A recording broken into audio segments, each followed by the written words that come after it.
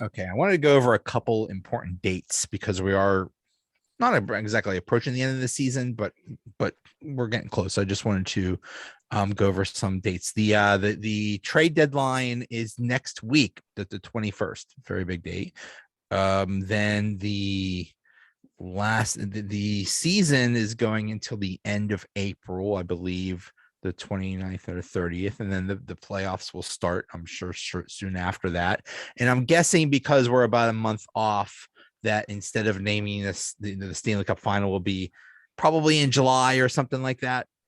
So the Penguins will win their first series in May, and then the second series they'll win in May, and then they will win the Eastern Conference Final sometime in June, and then they will win the Stanley Cup either in June or July. I don't know when the Penguins Stanley Cup parade is scheduled at this time, but do we want to, if you guys are coming up, do you want to crash at my house, or do you want to call for hotels or something? I don't know if you'll be busy, anything happening in June or July. So I don't know, but Pens are winning the Stanley Cup. I have a lot going on in June, my friend. I'll put you down as a maybe. I'm not going to lie. I'm just going to say this. Playoffs are not really going to be my priority this year. I will be lucky to be awake for a single playoff game. Yeah, you're going to have a fun time. I did not even renew my playoff tickets. I'm done. Probably smart. April but Jen, 23rd is my last game. Jen, I got extra rooms. If you want to come for the parade, because it's a certainty. Pens are winning the Stanley Cup, so this is just the next couple months are just a mere formality. I mean, come on. No, not to poke the bear, but even though they lost to Florida, but I have to be devil's advocate here for a second. Okay, so then they could just avoid Florida in the playoffs. But I mean, they killed Tampa. avoid Florida in the playoffs. Florida scares the crap out of me. I think they scare the crap out of everybody. Joe Thornton's winning a Stanley Cup this year, guys. It's happening. I can actually see it. I mean, Florida is just they are stacked. Bobrovsky's back. I do appreciate your enthusiasm, Joe. I like that. And I don't know if you're being sarcastic or not, but I'm going to take it as enthusiasm because, this team could be good. This team could be really good. They're just not. They're not right now. And my biggest fear is if we were to face, say, Carolina, and we're not beating them in a best of 7. We're not. And that's the thing. Carolina yesterday was not on their A game. You could tell they were on the night before. So exactly. They were on the second end of a back-to-back. The Pens were absolutely lackluster in the first period. I mean, it was like watching zombies skate. I know. I'm looking at your face, Jen. And I'm like, how are you playing like this against a team on the second end of a back-to-back who, used all their energy? Because Philly gave them everything they could. Yeah, it was a physical game because I watched the Carolina Philly game on Saturday. And I'm just thinking, I'm like, yeah, you won, but you kind of were on your heels. The Penguins always stink during day games. They really do. They had Saturday off. And I mean, they come in an issue this team's had the whole season is starts. Their starts are always very lackluster. And I'm not a big fan of having to, fight your way through the 60 minutes. I like to come out strong, and get a cushion. And I mean, we did that, but Carolina came back and scored, I think, 2 goals after, or was it 1 goal after Sydney's goal? I forget. There was the 1 goal, and then it was after the empty netter they scored. Yeah, so they still had fight in them. They still had fight in them. And I think yesterday our best player was Tristan, was our goalie. He was on fire, right? And I also I'm still kind of hung up on the fact that 1 goal that Evan Rodriguez made was a goal. It was a goal. I saw it. I was watching the game, and I'm talking to my friend Gabe at the same time, and I'm like, that's a goal. And there was no call on the ice. There was nothing. And I'm like, that's a goal. Like I seen it cross and then this whole thing was happening. And then we didn't see till after the footage of it actually was a cross. And I'm sitting there, I'm looking at poor Rodriguez because he's been struggling as of late. And he's on the bench and he's just like, guys, I swear I put it in, you know? It felt like all those times, like Joe, you remember that one season when Kunitz had all those goals waved off? Yeah. It felt like that. Well, I mean, you know, it reminded me of that parallax BS from the Capital series a few years ago. Like I have eyes. I see the puck cross the net. I see there's white between the puck and the goal line. Don't tell me about optical illusions. I have eyes. No, it was a goal. But regardless of that, I mean, the officiating, we can talk for hours about how horrible the officiating is in this league and how they really, really need to tighten it up a little bit better. But I mean, at the end of the day, the players are equally as aware as how bad the officiating is. So can we take a second just to talk about Chris Letang and his decision-making skills, knowing how poor the officiating is? I mean, like his decisions, his call, the penalties he draws, man. Like I want to throw my TV out the window every time he does something stupid.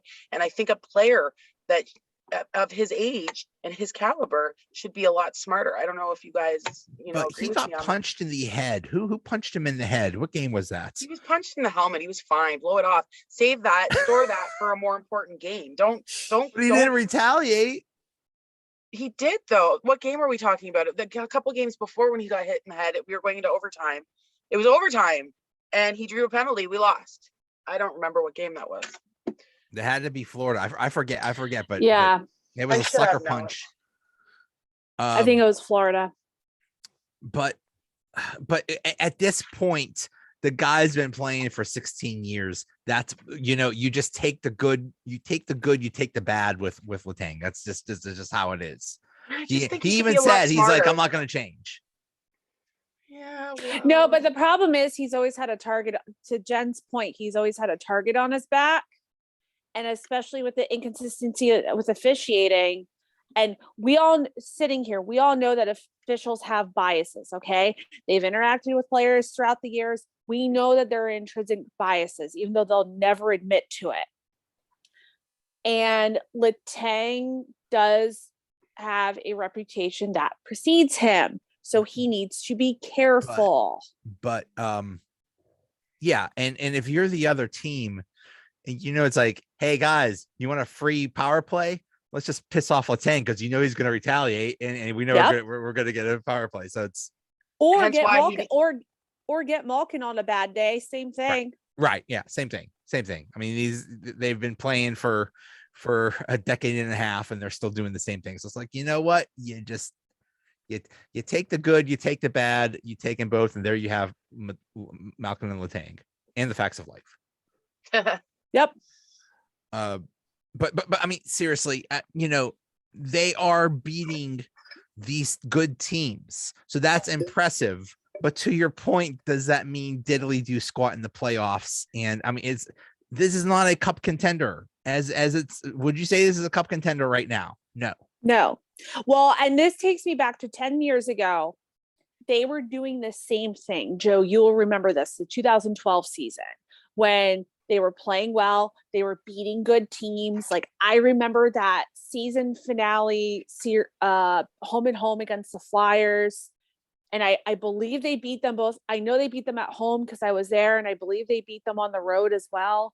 And they wound up playing Philly, and just looked terrible. It's almost, what this kind of reminds me of? It's almost like they're already laying all their cards out, saying, you know what, this is what we have.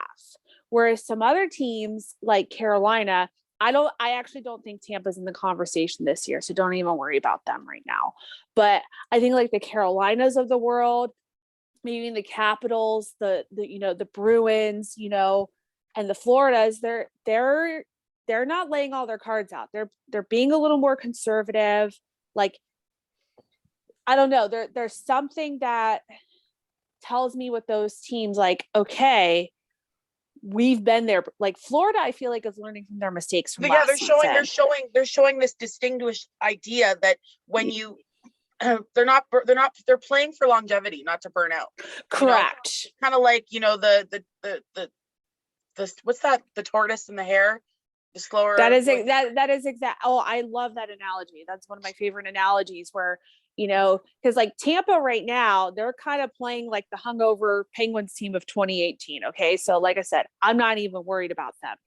And Toronto's a whole different animal. I'm not sure if I take them seriously because holy crap. But, when I think about even like Boston's probably going to go in as a 4 seed, but Boston knows how to play the long game as long as they don't have to play Tampa, of course. Florida will likely win the division. And they know that even if they win the division, they know how to, let's face it, they've got Bobrovsky and Spencer Knight. And Bobrovsky's, playing some of the best hockey of his career. Carolina has learned from previous years that they've got to play the long game as well. And while they may or may not take the Metro, they've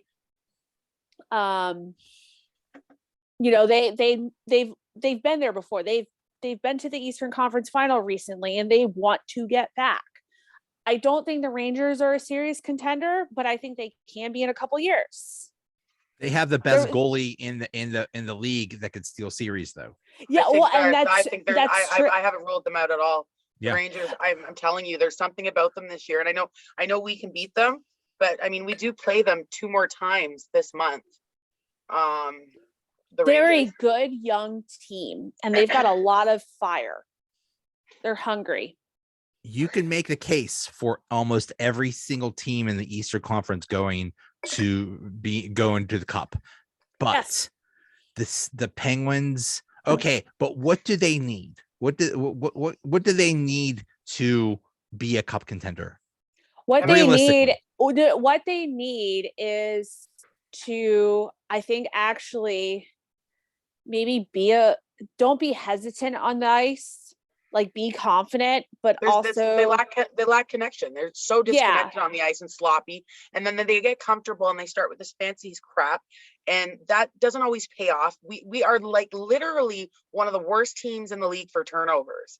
Like, it's embarrassing the number of turnovers in a game. Like, we can't do that, and that comes down to lack of connection, fluidity. This is something I've been saying we do have good moments where we come together, and what needs to change is Sully needs to pick a lineup and stick with it and play that lineup consistency every game for at least 2 weeks and let these players really get, gelling together. I know they've been playing for years together, some of them, but you can't keep like what he just moved. And I'm not complaining about it because I'm really big fan of Matheson lately, but demoted Dumo and moved Matheson up beside Letang.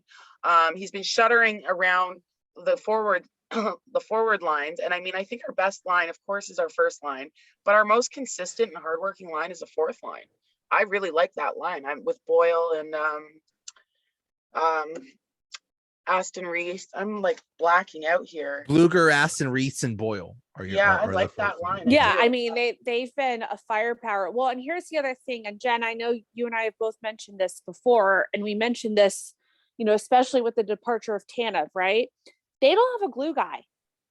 They don't have a Tanev. They don't have a Hornquist. They don't have a Guerin, or they don't have, look at what Hornquist is doing with Florida. He's a bottom 6. He's still Hornquist, right? Like, he's found himself again. They don't have anybody like that. I look at this roster and I'm like, you guys are boring. Very. Where's your, the word I've heard is stale. Yes. Yeah, I write that like pretty much every game. I'm right. If I had a chalkboard, play is stale. I find their play very uninspired. Like, it's like they're excuse me. They like I said, they do have good moments, but it really does come down to the fluidity of the lineups. Like, you got to look at our first and fourth lines. They mesh well together. They play well together. Problem is, we can't find a good second line. We can't really piece that line together and make anything happen from it. Now, why is that? Is it that because it's so hard to play with Gino? Is Gino the problem, that he's not, welcoming his wingers and making it fun for them? Like, what's going on here? Because honestly, too, I have been less than impressed with Gino lately, too. He had set up a really good goal yesterday, I think, with Heinen. But was it Heinen? I forget.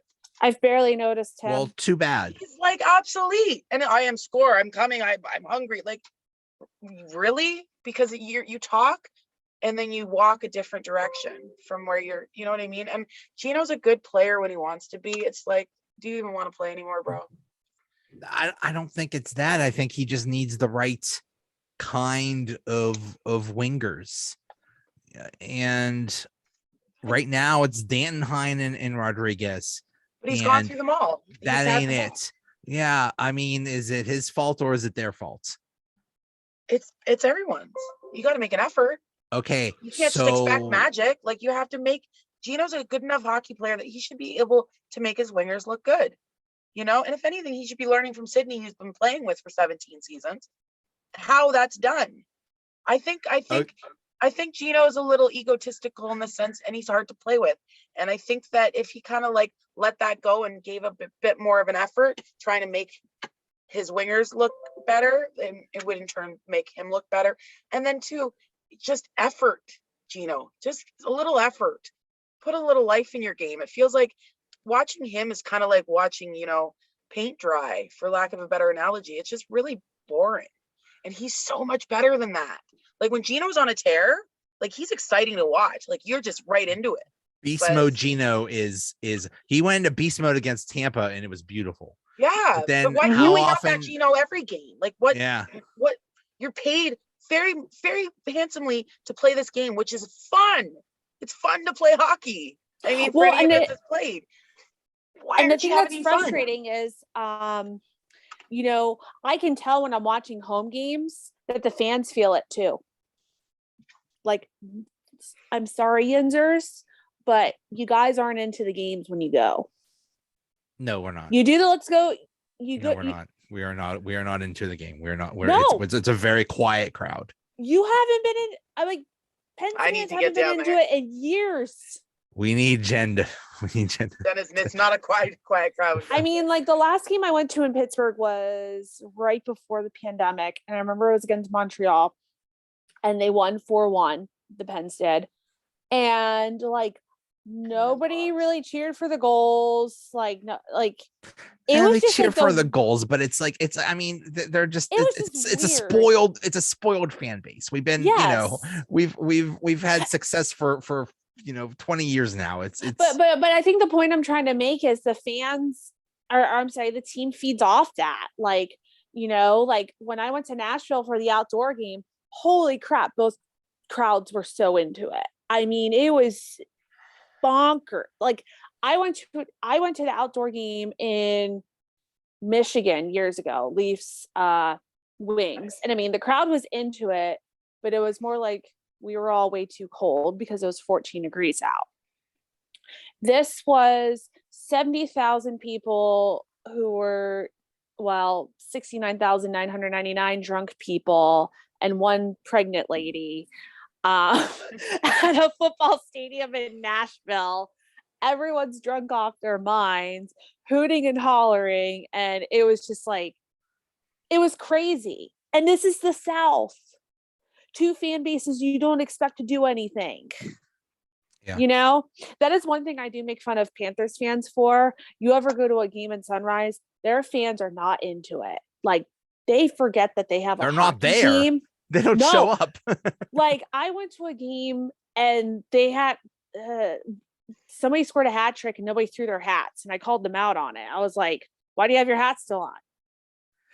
Now, so that's one thing about Florida. If they go deep in the playoffs, I'm like, are people going to show up? Not that I ever sit close enough to be able to throw my hat, but I mean, I paid good money for these hats. I don't know if I want to throw my hat during a hat trick. Sorry. Penguins gave out hats to throw on the ice. That's exactly what it like. There was one season, I think it was like 2009, 2010. I have one actually in my room. That was the running joke of it was all the giveaways, and it was like every game there was a giveaway. There was a hat trick. Nice. Like, there was like one game, it was like messenger bags. So like everyone threw the messenger bags. We'll give you something so you can throw on the ice when there's a hat that's trick. actually I've seen that before. The giveaways end up on because people aren't like that crazy about the giveaways are kind of cheap sometimes. So I wish more people would do the teddy bear thing. Did you see that? I think Hershey does that. Hershey pretty much started it, if I'm not mistaken. Like That's that's so what they're cool. known for. And then a lot of other teams adopted it. But yeah, I think Hershey did it I against think, didn't Wilkes-Barre that this year. start in Alberta? Or Maybe. at least here in the Hitman? US, it started in Hershey. Like Yeah, Hershey's no, known they've been for doing it. that like forever at God, I'm blanking here. The Calgary Hitmen. Was it? I was gonna say one of the other ones, but Something. know a lot of They've been I teams- doing love it- that a lot of Brett the teams do Hitman it. Hart owns a hockey team and he calls Yeah. him the Hitman. That's so cool. Yeah, it was that. It was Because that one. I'm pretty sure. Brett the Um, Hitman Hart is a legend, but The teddy bear toss, but like it's crazy because some of the teddy bears get like really gigantic. They're so big. You see people trying to like push them over the glass. It's so great. I'm in for like promotions like that. I like that kind of stuff. Yeah. Good cause. what do we realistically do? You know, like this trade deadline a week from now. What do I hear Vancouver's interested in Marino and Pedersen. And I'm okay with Marino going, but Pedersen's been one of our best players this year. I'll drive both of them to the airport. Now, what are we getting back? Are we getting back JT Miller? Yeah, I was gonna say, is JT What Miller are we coming getting back? From what I heard, they're not gelling on it. Just like it's not here. Let me find the quote. If there's I think it's ironic since who is the president of the Vancouver Canucks? Jim Rutherford. Here's what I think is going on. Jim Rutherford is like in a cage, and he's like a caged animal right now. He's like, guys, let me make a trade. Look, come on, let me make a trade. And then finally on like Monday morning, they're gonna just unleash him, and he's just gonna run to his phone. It's like, yes, trade, yes, and just trade like 3/4 of the roster. So this is the tweet. It's from Hunter Hoodies. I don't know. Friedman on 32 Thoughts this morning is confirming that Vancouver has both Pedersen and Marino on their radar. That said, he's reporting that both teams have had a hard time finding a match. Well, yeah, because you gotta. These are two good young defensemen. Hello, yeah, they're so good. Now yeah. I just saw that a trade did happen today. I want to say Anaheim traded Josh Manson. Yeah. So I was going to look up to see. I have my Reddit feed of all the Josh Manson from Anaheim Ducks to Colorado, and the Ducks received defenseman prospect Drew Hellison and second round 2023 draft pick. The thing is, right now the Pens are right up against the cap. I mean, yes, they have some room, but that's only because Zucker is on injured reserve. Now they could Kucherov him maybe and just save him for the playoffs and save that $5.5 million salary. And he is definitely not the caliber of Kucherov. No, but that frees up money so he can get someone else. No, he's not a no. He's one that I wouldn't mind saying bye-bye to as well. Nobody will ever, if the Pens win the cup, and nobody will say, well, you cheated because you had Jason Zucker. No fair. Like, no, nobody should say that. But still, theoretically, they are up against a cap. So if you're going to trade, it's like, well, let's just trade a first-round draft pick or something like that. You need to trade money out to get money in. So you need to trade somebody with a high salary. Also, remember too, our core is aging, right?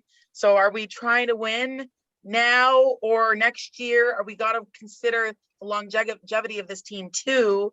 And I mean, if Sydney and Gino are coming to my office saying, just give us another shot, we got this, I'm going to be like, no, but you don't, because you're not as strong. You're not that. No, I'm saying, yes, we will. I'm saying if now there's been this argument for like about 5 years now. I was like, Sid and Gina are getting old. They're not going to have many more chances. But I mean, they are getting old and they don't have many more chances. So it's either now or never. So yeah, if you're going to go for it, go for it. Go for it now. Go for it this year.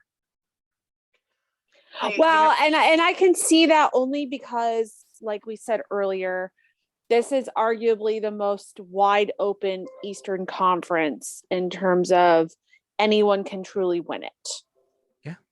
I don't have I really don't have a clear cut favorite. Like the way everything stands right now, all 4 series would be ridiculous. Yeah. It's so weird how it worked out. In each division, the top 4 teams are set. Like the playoffs are already set. This is very Pretty weird. much. Yeah. And the bottom 4 teams, like there's a big gap between the 4 best teams in each division and the lower 4 teams. So we know what the teams are. There are 8 very good teams in this conference, and it's going to be a crazy fun playoffs, but and I'll be in bed for all of them. Yeah, I mean, from the what I keep hearing is the preferred matchup for the Penguins is either the Capitals or the Rangers. You do not want to play the Hurricanes. The Hurricanes, I think, would do exactly what the Islanders have done the past couple years. They'll sweep. I don't know about a sweep, but they'll just sit back and wait for the Penguins to make mistakes, and they will, and they'll take advantage of them, and then that's it. And the Hurricanes have a wonderful home ice advantage with their crowd. Okay. Oh, their crowd is, I've been to a game that their crowd, I was actually surprised that Tampa pulled it off against them last year because of how good their crowd is. Yeah, well, some players can feed off the visiting crowd as well, right? Some players can, and I know like the Lightning have said that in the past. And some teams are capable of doing that. Look at Pittsburgh in 2009. I mean, they did it against the Caps and they did it against the Red Wings. But no, Carolina has a very good home ice advantage. You know what? They're probably one of the, I'm going to eat this later, but they're probably one of the most lively crowds in all of the NHL right now. And Carolina and Nashville are definitely up there. Interesting. Yeah. And it's important too. That's really important. I mean, I think I'm really confident that I could see Sydney winning another cup. Like, I'd like to see him win a couple more, to be honest with you. I just don't see it this year. And I mean, we still have 2 months left, or it would go to the end of April, right? Regular season. Yeah. End of April. So we're looking at a similar timeline to last season, where like end of June, early July would be the Stanley Cup, because I know the exact date the Stanley Cup ended last season. It was July 7th, because it's, I have 30 pictures from it. What do they do with Kapanen? I mean, he's been a healthy scratch lately. Trade him. He's lost. Yeah, you got to trade him, because if you can't bring life back into his game, and he was good for us. And then this year, I don't know, he kind of fell apart. So if you can't bring breathe life back into a player, you got to cut him while he's worth anything, right?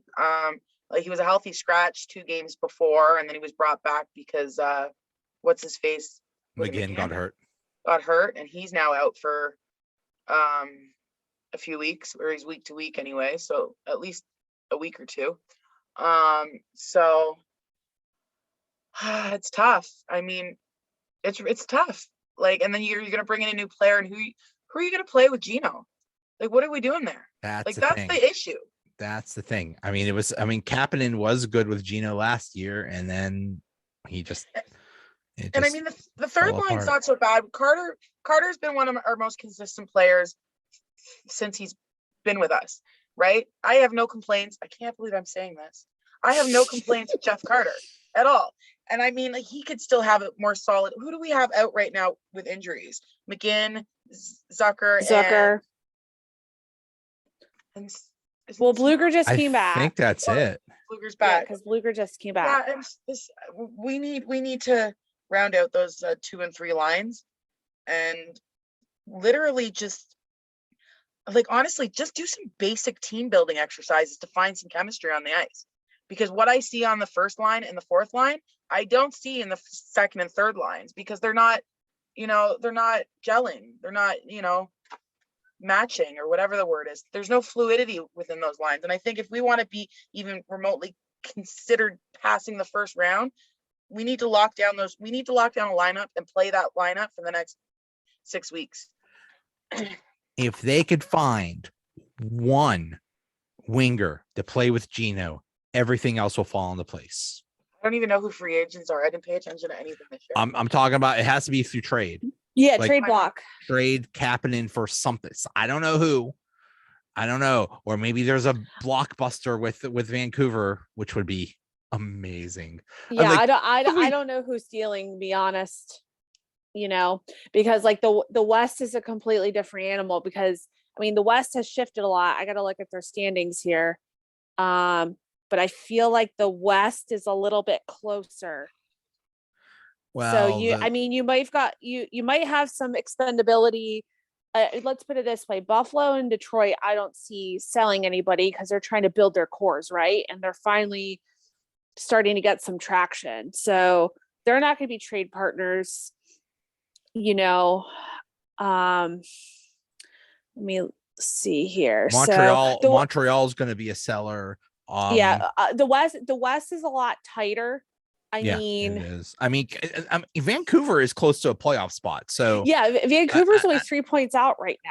I don't know if they want to, go crazy and blow up their team. But then again, this is Jim Rutherford we're talking about. I mean, it would be great if Vancouver would give up JT Miller, but they'd be stupid to do so. He still has a year left on his contract too, so he's not even a free agent. So correct. And then so we've got basically the 4 Western teams you're looking at who could possibly sell: San Jose, Chicago, Seattle, Arizona.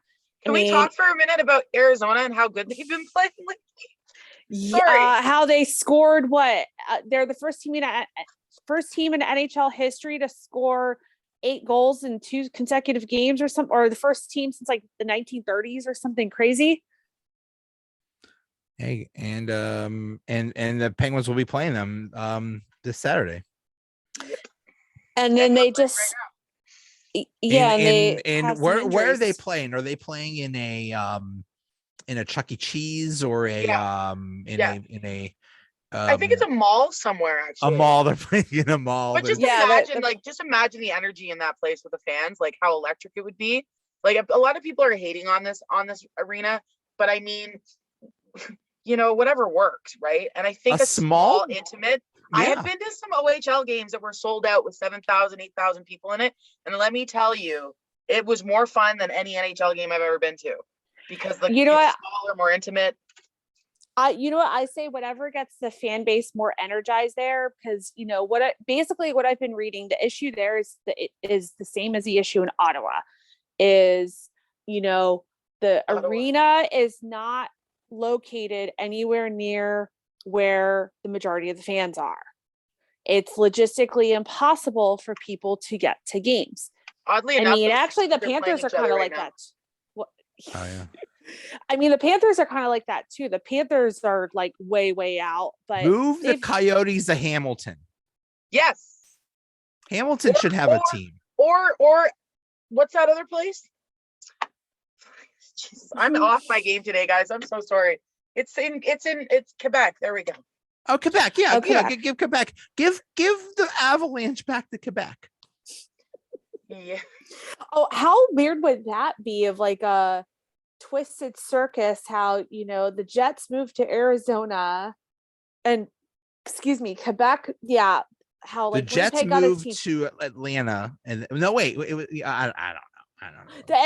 No. So the original Jets moved to Arizona, okay, whoa. And then the Thrashers moved to Winnipeg. Okay. And then Quebec moved to Colorado. So how wild would that be if the Coyotes moved back to Quebec? I think it might just happen now. It feels, I got like goosebumps. Well, because the whole thing right now is they're going to play at Arizona State's arena until they get their arena deal in Tempe.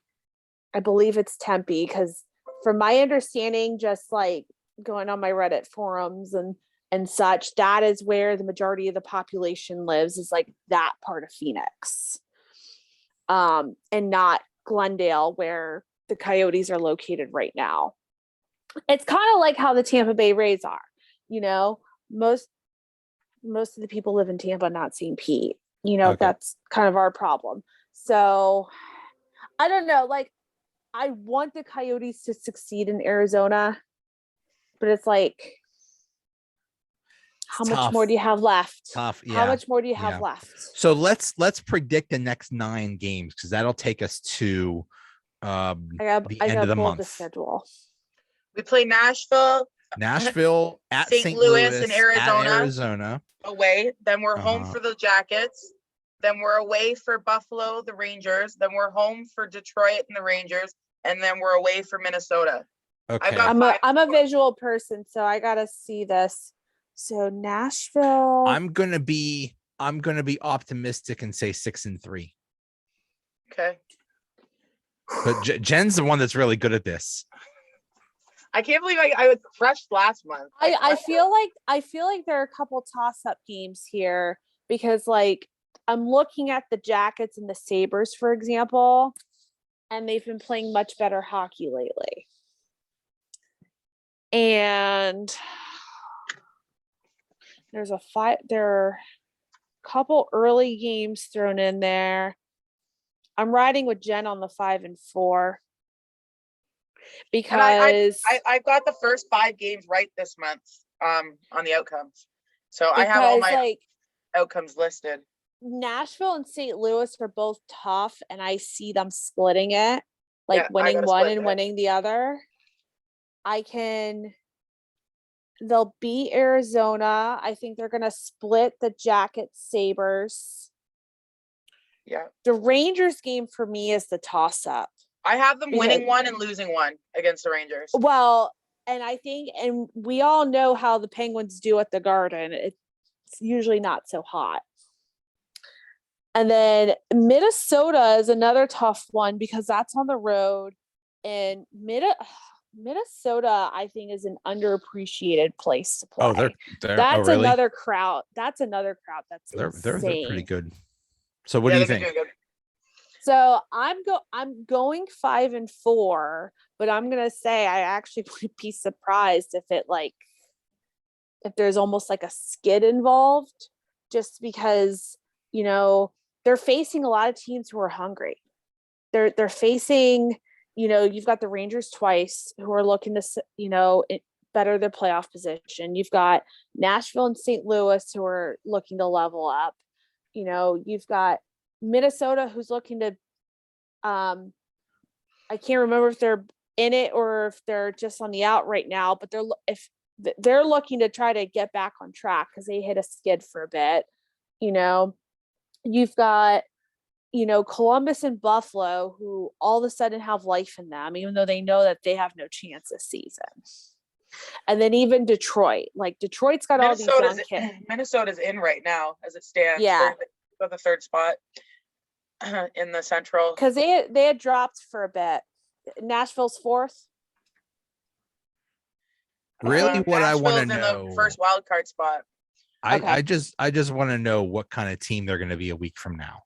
Like, are they making big moves or making little moves? Are they making any moves? They will make some trade. There will be at least one trade. Yeah, it's going to happen. Might be very minor or something like that. Or they could blow up the whole team. I don't know. It's. Do you think that they pull a Tampa from the past couple seasons and go after a 3rd line guy who you think is going to be nobody, but winds up being like the glue guy to win the cup? That's what they need, right? That's exactly what they need. They need another confidence in Hextall. I mean, he hasn't really done anything, but he hasn't really broke anything. I mean, losing Tanev and McCann kind of hurt. And I mean, if he only gets ex-Flyers, then I want Claude Giroux on this team. Make it happen. Do it. They can't afford him. There's your winger for Gino. There's your winger for Gino, Claude Giroux. You know what? I'm going to say this much. Claude Giroux, I hate him, but when he plays for Team Canada, I love him. So, I mean, I could probably love him on my team too, but I just threw up a little bit in my mouth because that's weird. Yeah, the ultimate. Why don't we just get Brandon Dubinsky too while we're at it? Oh, Brandon Dubinsky is retired but not retired. No, to me, the ultimate throw up in your mouth player to get would be Tom Wilson. If Tom Wilson ended up on the Penguins, I don't know if I could root for that team anymore. I don't know. Yeah, that would be like a Fleury blasphemy. situation. Tom's like, yeah, no, Pittsburgh's on a no-fly list. Could be. Could be. Yeah. That would be ultimate blasphemy. Yeah. It's just I just can't. I hate him too much.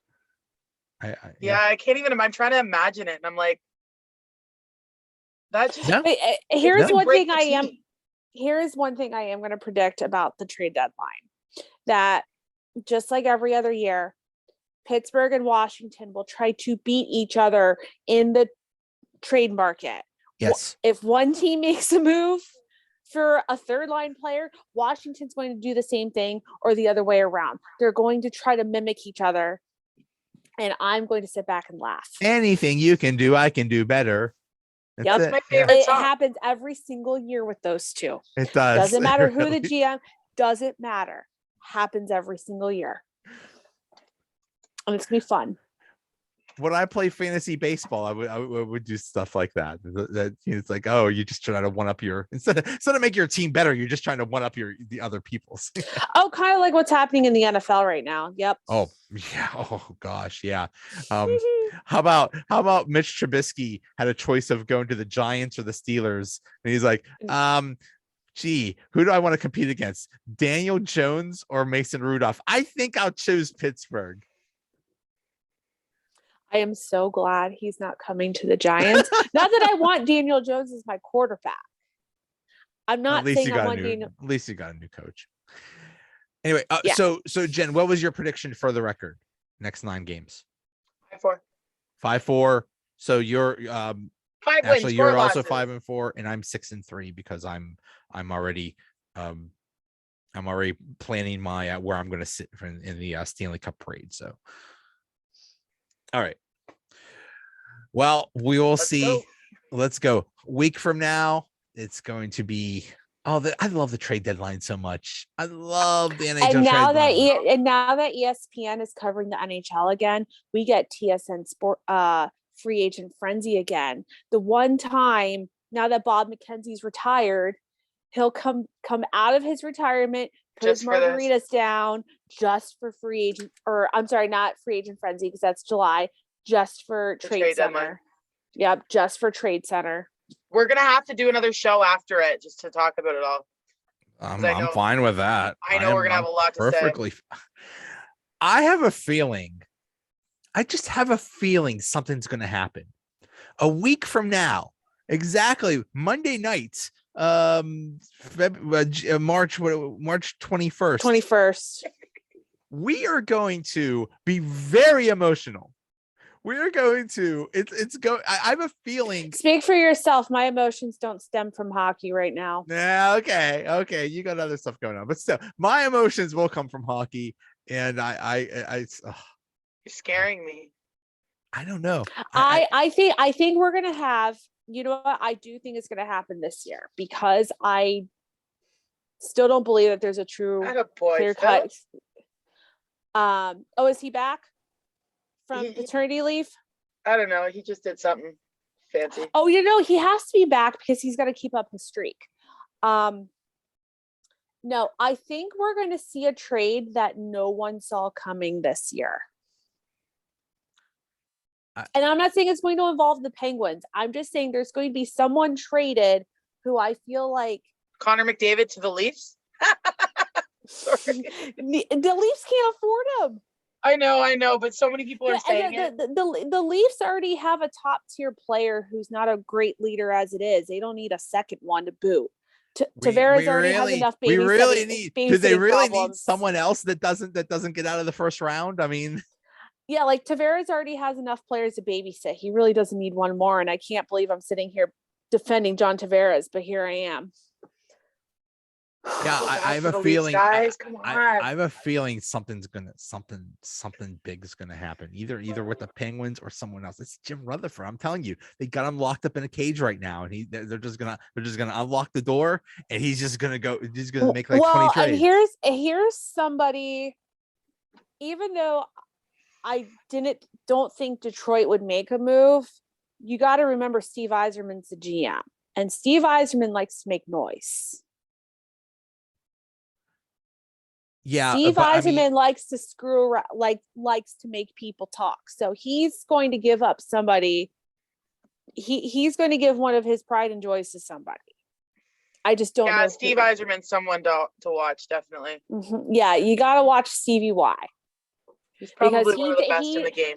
he did it with Tampa the year that they had just missed the playoffs in 17. Like, he traded Bishop, he traded Philp, like he got rid of everyone whose contracts were almost up. He's like, you know what, you're gone. Fine.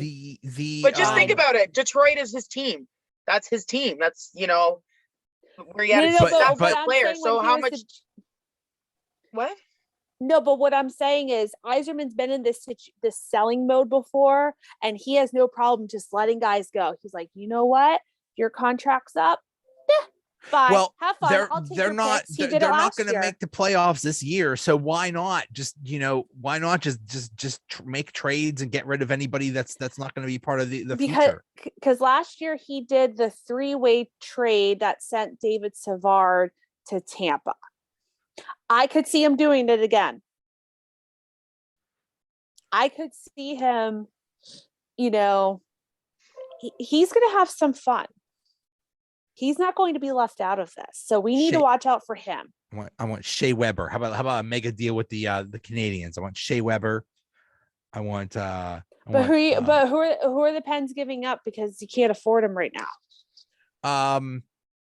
Kapanen and Mathinen and Letang and Malkin, and we're just gonna trade. We're just gonna trade for what 37-year-old Shea Weber. Yes, we're trading the middle six and half of our defense for that'll free up lots of space. It's a good thing I'm not the GM. I'd rather have Nick Suzuki. I want him too. I'd rather have Nick Suzuki. I like Cole Caulfield. Or Cole Caulfield. Yeah, if you're gonna go for defenseman from the Habs, take Cole Caulfield. Yeah, he's a player to watch for sure. One of two things can happen. Either there's going to be a very quiet deadline, or it's going to be a very loud deadline for the Penguins. But either way, if Hextall isn't making moves in a week, he's going to make moves in the summer. This team is going to look a lot different. Big time. This team is going to look a lot different in a few months. There's, got to figure out what to do with Rust. Letang's contract is up. Malkin's contract is up. There's a lot of things going on. So maybe he'll just wait till the summer, but I don't think he's going to be quiet for long. No, I agree. I totally agree. I think he wants to give them. This game is unreal. Arizona has already scored 2 goals. I'm sorry. I'm distracted. So listen, I think you're absolutely right. No, I gotta look at the score now. I think 2-1. It's exciting. Wow, 2 goals on 3 shots. Good Lord. Yeah. I wasn't watching. Okay. Well, let's talk next week. Yes. And definitely. And then we'll go from there. So we'll see. I don't want any emotional crap though. You got me so nervous. I'm gonna be watching the day I'll be glued in front of the TV all day like this. What are you gonna do? Yeah. What are you gonna do? What's gonna happen? And then when player that you you know what the best trades are? When if the trade deadline is 4:00 or something like that, and you think everything's quiet, and then they sneak in a trade at the last minute, and you don't find out until a half hour later. It's like, oh my god, how did that happen? So, yeah. I feel like that's how the Marian Hossa trade went down. It's gonna be a fun day. Sid for to Edmonton for McDavid. Yeah, even your dog hated that deal. You're getting yelled at. The dog's like, "No, Joe." The dog is on his way to Pittsburgh to bite me. So yeah. All right, guys. Good talk. I'll talk to you next week. All right. Bye. Bye, guys. Bye.